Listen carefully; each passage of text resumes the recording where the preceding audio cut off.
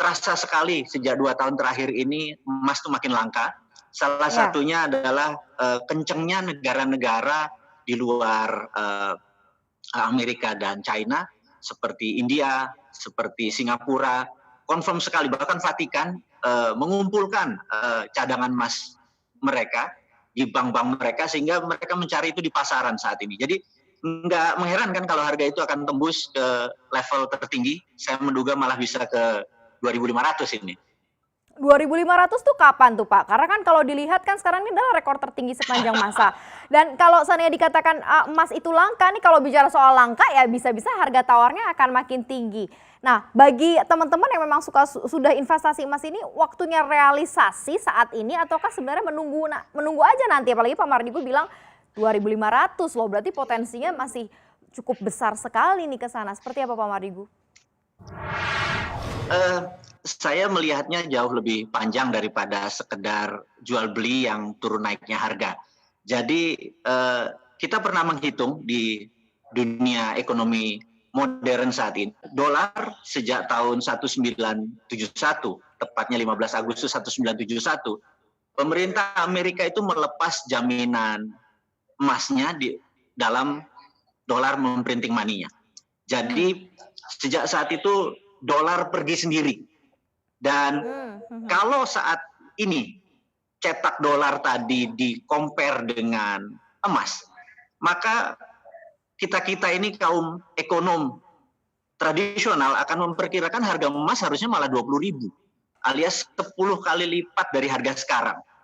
Jadi kita sangat optimis ke depan ini harga emas masih naik, karena nggak mungkin. Pilihan kedua adalah sebenarnya menurunkan harga dolar.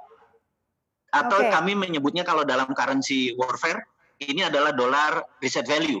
Jadi saya termasuk orang yang memprediksi bahwa, nah ini poinnya nih, 2 bulan ke depan ini adalah masa yang genting. Jadi kapan kita mau membeli emas sebaiknya? Kalau saya sangat bullish, alias saya menyarankan membelinya itu sekarang, karena waktu yang sangat genting adalah begini. November adalah Trump hari H, di mana Trump pada saat itu ada pilpres, election. Dan Trump ini by all means, ini orang buas sekali. Dia ingin 2 kali jadi presiden Amerika. Dan the best solution untuk memenangkan perang adalah dia harus menang perang lawan China. Itu adalah kampanyenya dia. Jadi menurut saya 2 bulan ke depan ini gonjang-ganjing makin panas antara Amerika dengan China ini akan membuat investasi di sektor saham dan kertas itu turun nilainya. Jadi orang lebih baik ngambil fisik, yaitu gold. Jadi bagi saya, ketimbang nanti nunggu September lebih panas, mendingan belinya sekarang. Berarti yang saat ini memang beli emas atau mengkoleksi emas berarti tambah posisi ya, atau alokasiin aset nih untuk emas gitu ya. Mungkin nggak sih akan ada perpindahan aset atau dana investor nih ke aset safe haven yang cukup tinggi nih di kuartal atau di semester kedua tahun 2020 ini, menurut sudut pandangnya Pak Mardigu sendiri seperti apa? Dan worst to come worst-nya atau mungkin worst skenario kalau Trump terpilih lagi dan tidak terpilih lagi misalnya, ini akan seperti apa nih nanti kondisi dari komoditas emas sendiri nih Pak Mardigu?